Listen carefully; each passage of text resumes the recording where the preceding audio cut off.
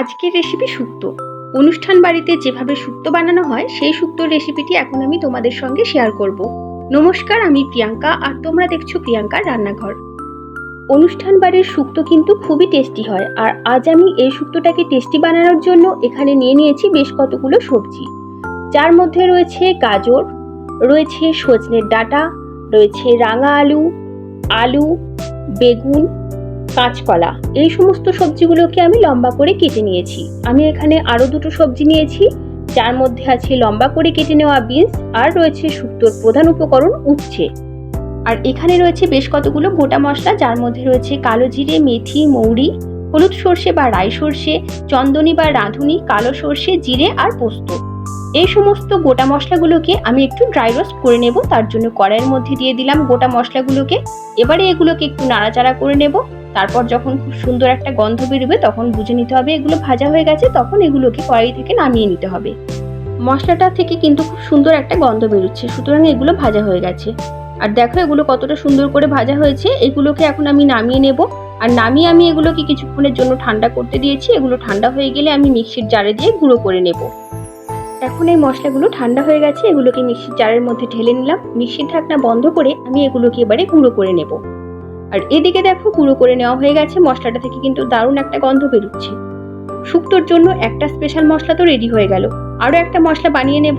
তার জন্য মিক্সির জারের মধ্যে দিয়ে দিলাম আদার টুকরো, এর মধ্যে দিয়ে দিলাম 1 চামচ চন্দনী বা রাঁধুনি, আর দিলাম 1 চামচ পোস্ত। এরপর এগুলোর মধ্যে সামান্য জল দিয়ে আমি একটা পেস্ট বানিয়ে নেব।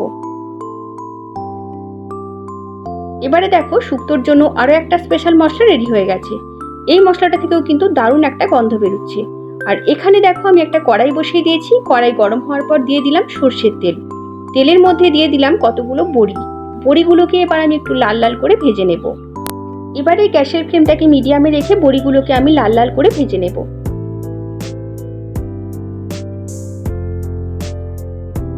বড়িগুলো দেখো লাল লাল করে ভেজে নেওয়া হয়ে গেছে। এবারে তেল থেকে তুলে এইভাবে তেল ঝরিয়ে বড়িগুলোকে আমি একটা থালার মধ্যে রেখে দিয়েছি। আর ওই তেলের মধ্যে দিয়ে দিলাম বেগুন। বেগুনগুলোকেও আমি একটু ভেজে নেব।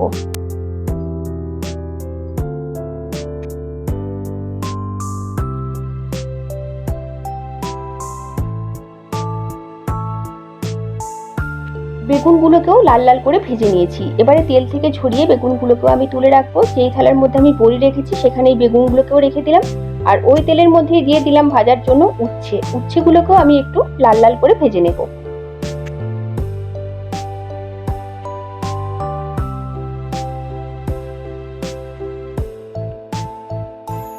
উচ্ছেগুলোকেও লাল লাল করে ভেজে নেওয়া হয়ে গেছে। এবার উচ্ছেগুলোকে তেল থেকে ঝরিয়ে আমি ওই থালার মধ্যেই তুলে রাখবো যেখানে আমি বড়ি আর বেগুন রেখেছি।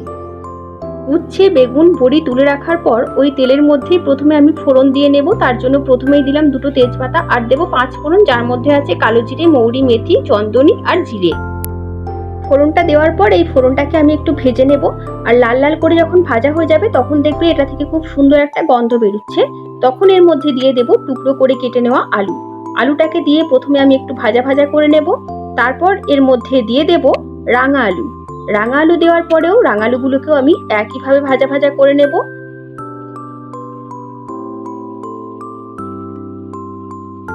রাঙালু আর আলু একটু ভাজা হয়ে যাওয়ার পর এগুলোর মধ্যে আমি দিয়ে দেব গাজর, আর গাজরটাকেও আমি একটু ভেজে নেব।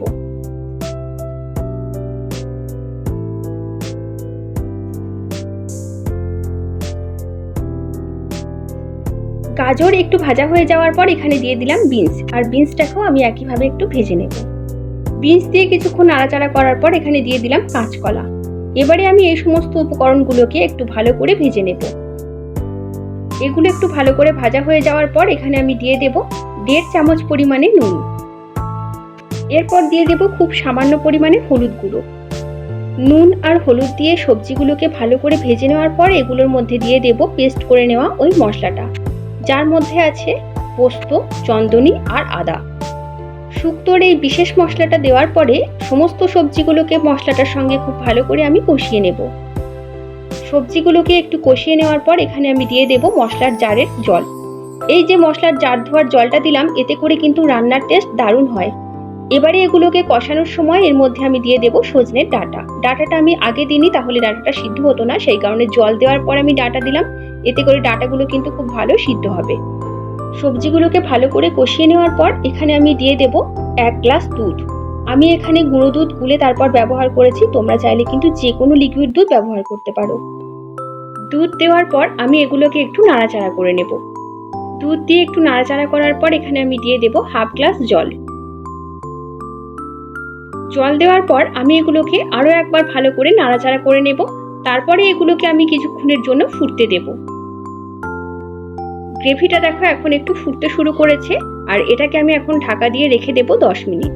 10 মিনিট পর দেখো সবজিগুলো কিন্তু এখন অনেকটাই সিদ্ধ হয়ে গেছে। এগুলোকে আমি একটু নাড়াচাড়া করে নিয়ে এগুলোর মধ্যে দিয়ে দেব ভেজে রাখা বড়ি। বড়ি দেওয়ার পরে এগুলোকে আমি আরও একটু নাড়াচাড়া করে নেব, আর তারপর এটাকে আমি আরও 2 মিনিটের জন্য ঢাকা দিয়ে রেখে দেব। 2 মিনিট পর আমি ঢাকা খুলে নিলাম। শুক্তো প্রায় রেডি। এগুলোর মধ্যে দিয়ে দিলাম ভেজে নেওয়া বেগুন দিয়ে আমি এগুলোকে আরও একটু নাড়াচাড়া করে নেব, আর তারপর আমি এর মধ্যে দিয়ে দেব মিষ্টি স্বাদের জন্য 1 চামচ চিনি দেওয়ার পরে হালকা হাতে একটু নাড়াচাড়া করে নেব। আর সব শেষে দিয়ে দেব শুক্তোর প্রধান উপকরণ উচ্ছেটা সবার শেষে এই কারণেই দিলাম যাতে শুক্তোটা খুব বেশি তিতো না হয়ে যায়। যদি আগে থেকে দিতাম অনেকক্ষণ ফুটে উচ্ছেটা অনেকটাই বেশি তিতো হয়ে যেত। এবারে দিয়ে দেব 1/2 চামচ ঘি, আর ঘি দিয়ে ভালো করে মিশিয়ে নেব। ঘি দেওয়ার পরেও কিন্তু শুক্তোটা ইনকমপ্লিটই রয়ে গেছে যতক্ষণ না আমি এখানে সেই ভাজা মশলাটা দিচ্ছি। এবারে দিয়ে দিলাম শুক্তোর স্পেশাল সেই ভাজা মশলাটা, আর এই মশলাটা দেওয়ার পরে আমি এটাকে ঢাকা দিয়ে 5 মিনিট রেখে দেব, যাতে করে এই মশলাটার সমস্ত ফ্লেভার শুক্তোর মধ্যে মিশে যায়, সেই কারণে ঢাকা দিয়ে রাখা। এবারে দেখো আমি 5 মিনিট পর দেখাচ্ছি, আর এবারে আমি এই মশলাটাকে ভালো করে শুক্তোর মধ্যে নাড়াচাড়া করে মিশিয়ে নেব।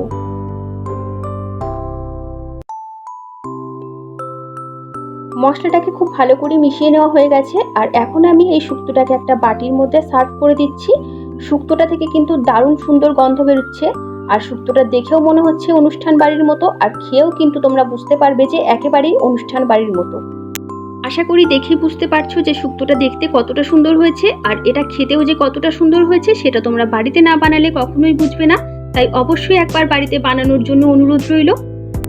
আজকের এই অনুষ্ঠান বাড়ির শুক্তোর রেসিপিটি ভালো লেগে থাকলে তোমরা তোমাদের কাছের বন্ধুদের সঙ্গে ভিডিওটি শেয়ার করে নিও।